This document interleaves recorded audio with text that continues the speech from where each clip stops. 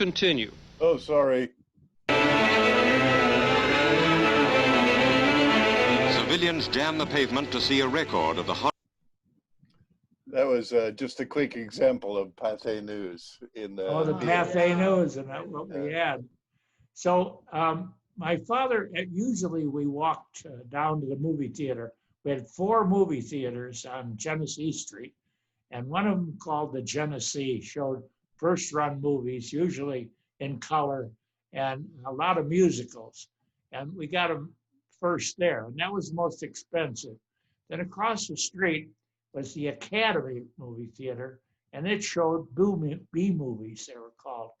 They were usually black and white, and they were made cheaply and adventurous.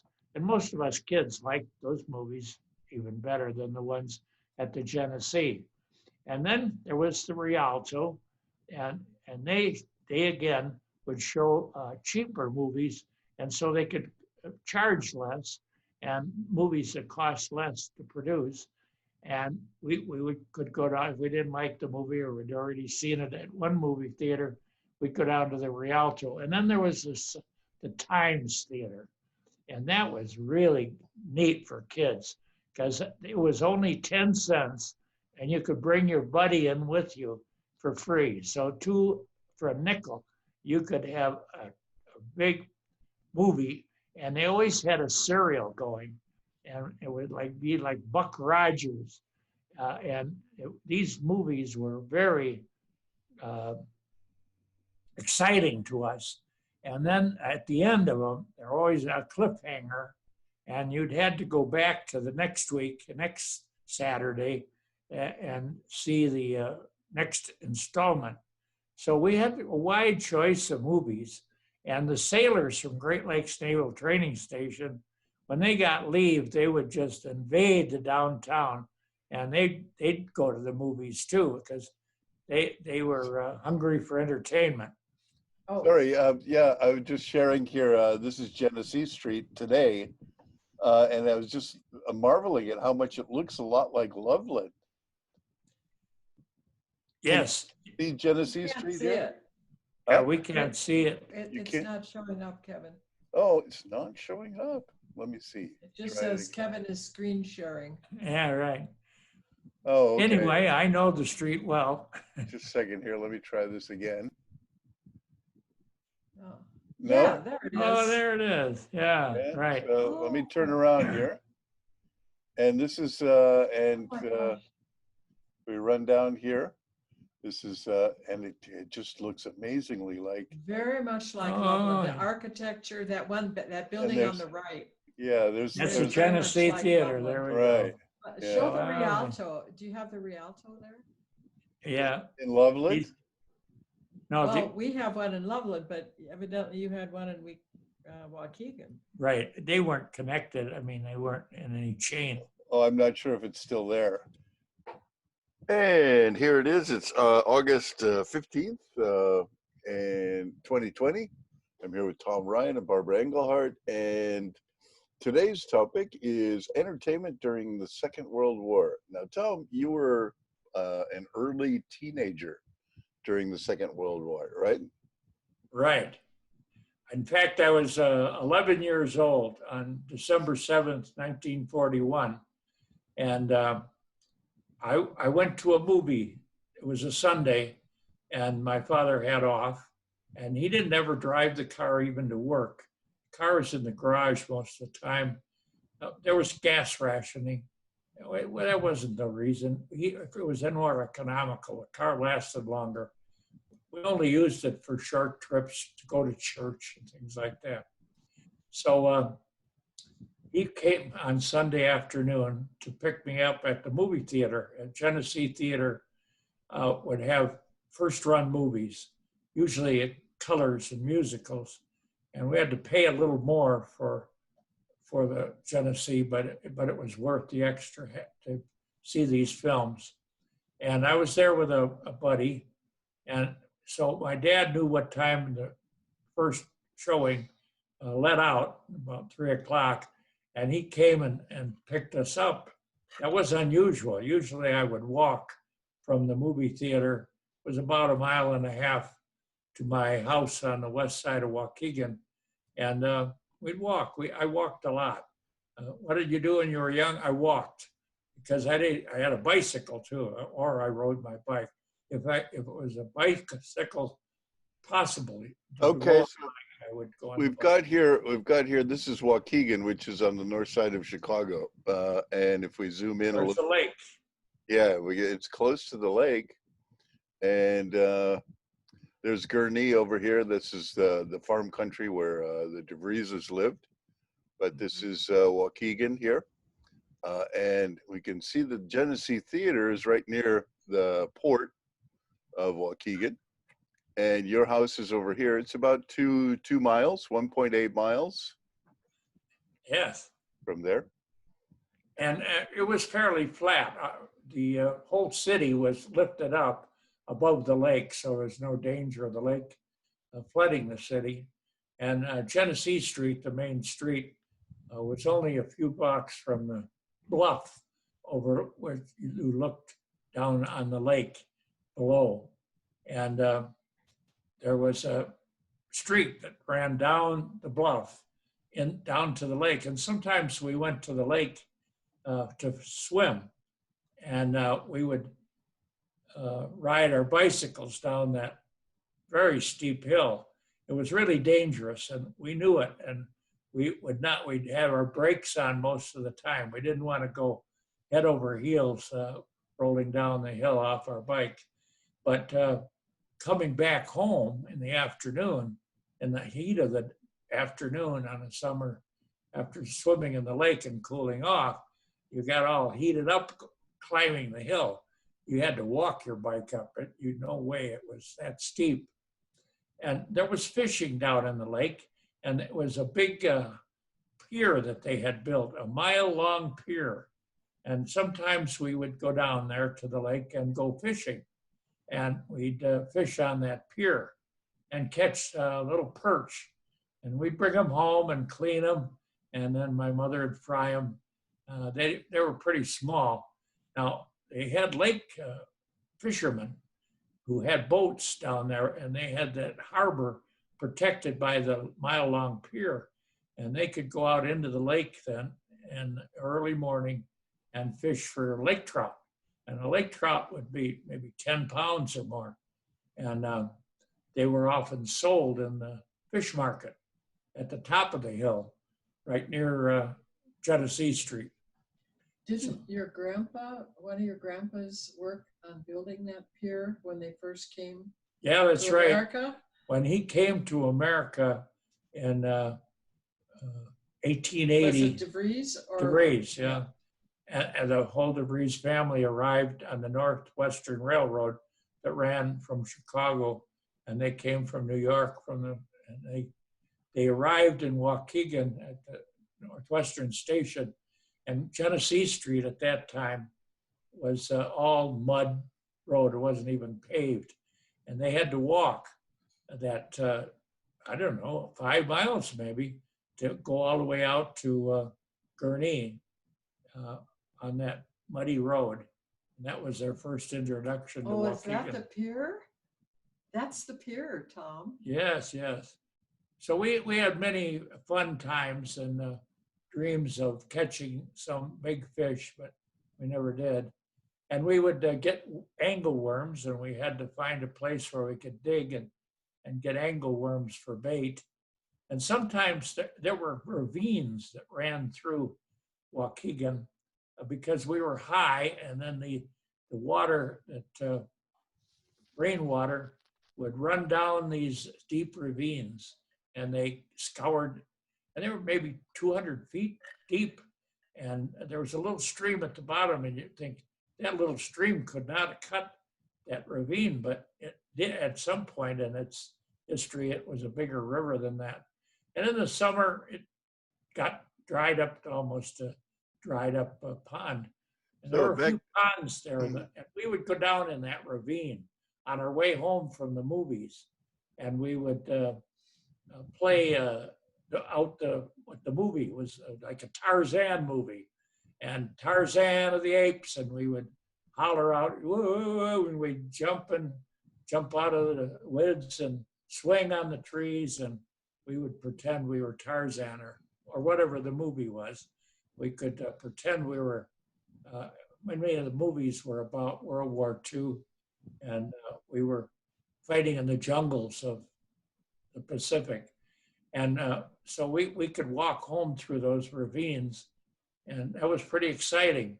And they weren't dangerous. Now, our parents warned us that the ravine down on Genessee Street, there was a big, nice concrete bridge that went over the ravine on Genessee Street, and was pretty double-lane bridge. So that provided a roof for the hobos who lived under the bridge down in the ravine. And then the water went into Lake Michigan. And it was on the south side of Genessee Street near the Times Theater. And we were never supposed to go in that part of the ravine. And we were pretty obedient. I mean, we never did, but we went all over the other parts. And some of them, Washington Park and Powell Park, were made in those ravines, and they were wider parts. And in Powell Park, I learned to ski when I was a kid. And my aunts, who lived in the Gurney farmhouse and weren't married yet, my three youngest aunts, they chipped in and bought me a set of skis when I was like 12 years old. And I learned to ski in Powell Park. Now, there was no ski lift, so you go down the hill, and it took about 3 seconds to hit the bottom of the hill. And then you took the skis off, put them over your shoulder, and hiked back up the hill, slipping and sliding. So it was pretty intense exercise. But I learned to ski there and learned enough of the skills of skiing to be able to do it when we got out here to Colorado. But these are the kinds of, it was very cheap entertainment. And the other park, Washington Park on the other side, Washington Street, the main street through town, Washington Street and Genessee were the two crossroads of the main street. And Washington Street had a ravine right beside the street. And it was right near our Immaculate Conception School. So sometimes coming home from school, we would go through the ravine to get home and skip the bus, which was a dime. And if we didn't ride the bus, we could keep the dime. And when we got to the ice cream store, we'd buy an ice cream cone. So that's what a bus ride cost, what an ice cream cone cost. And it was a lot of money. And we would have, depending on the weather and whether it was snowing or raining, we would walk home just so we'd save the dime to buy ice cream cone. That still looks like a little farming village, that Well, part of Waukegan. 70,000 people about. And now it's only 86,000. It hasn't grown a lot. Yeah. Not like Loveland, where we live now, Yeah. which has grown during those years. When I Immensely. moved here in 1958, there were 5,000 people in Loveland, and now it's about 70,000. Right. Waukegan has not grown. And so that has an effect when you don't have new people moving into town. It was an industrial town, and industries come and go.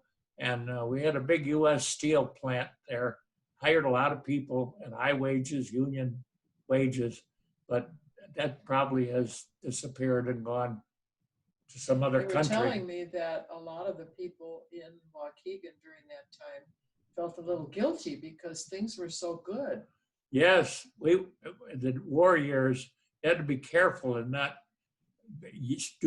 say yippee too much because people were dying, of course, and we were trying to help the war effort.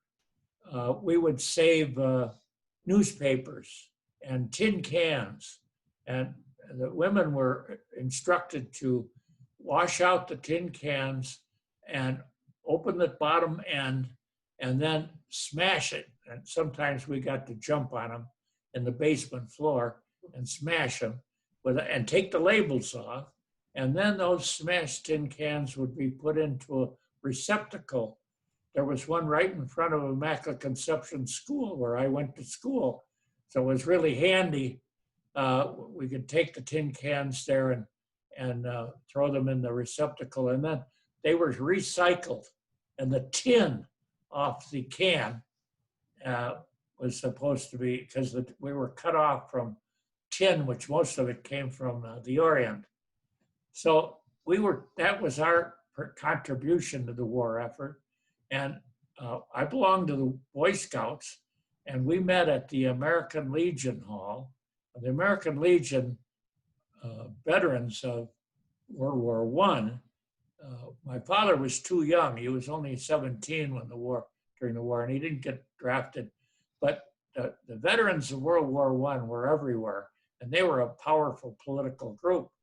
And they had this hall, and I think it's on city property. Probably the city donated it, and they built a monument out in front. I'm sure the town did that, paid for it, or the people of the town, and of course an American flag. And they would rent out the Union Hall for, say, musical recitals or small crowds.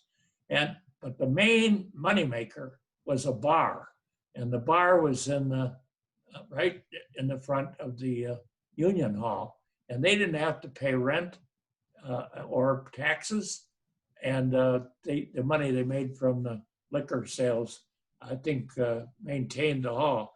They sponsored our Boy Scout troop, and we met down in the basement of the American Legion Hall, and it was right on Washington Street, just a few blocks from Immaculate Conception School. But we were sponsored by the American Legion, which meant that they provided a place for us to meet. Sometimes they would have a committeeman, they called them. They had a committee that from the sponsoring place that would help with the Boy Scouts. And so I remember one man who spent a lot of time in the bar and was kind of shy and didn't have many friends. The bartender they talked him into being on the committee of the Boy Scouts. And so he tried it out. He came out with us and he liked it. So he kept coming. He would be a kind of an adult supervision, and we always liked him very much. But our Boy Scout leader was Mr. McCright. And Mr. McCright was too young to go into World War I and too old for World War II. So he escaped the war about my father's age. And we admired him greatly. He taught us so many things about being a man, and I attribute Boy Scouts and him to helping me into manhood from boyhood. So this is my boy time, and we had lots of fun. Now, girls, I had two sisters, and they weren't allowed to go hardly anywhere without adult supervision. And so they had to stay home and play with dolls and play with kids that lived right in the immediate neighborhood. Where we boys, we were allowed to explore. All we had to do is tell our parents that we were going somewhere, vague destination, and away we'd go on our bicycles, and we'd go out into the woods, or we could go to the lake, swim, go fishing, or go to the movies. We went to the movies a lot because we didn't have TV, and we didn't have, we had radio though, and we heard like the president on the radio, but we didn't know what he looked like. But in the movies, we had, the movie theater would show us a short before the main film was shown. And these shorts, they were called. Sometimes they were a comedy and a lot of previews of coming attractions. And then they'd have the Pathé News. And it was a newsreel. And these newsreels were important to us because we got to look at all these important people that we heard on the radio and what they looked like. And we saw like President Roosevelt, he was elected 4 times in just my youth. He was elected right about the time I was born, and he was still president in 1945 when I was 15 years old. So he was our World War II president, and we didn't know what he looked like, but except for the Pathé News. So that, and maybe photographs in newspapers and magazines. So this is the period that we were at, and we had plenty of fun without, but the movies. Why did we go to the movies? Well, there wasn't a lot of other entertainment, we thought. And we had 4 movie theaters. There was the Genessee, that was the fancy one, that had the fancy movies, the first run movies. Sorry, sorry. Hello, yeah, sorry. I just wanted to share a little bit of the beginning of Pathé News. Oh, good. Yeah, here we go. Oh, that was its trademark. Cock-a-doodle-doo. Just a second, Yeah. I need to share the screen, but with the sound. There we go. Sorry to interrupt there. Here we go. Here is the world's news in pictures, and this is Pathé Gazette screening it.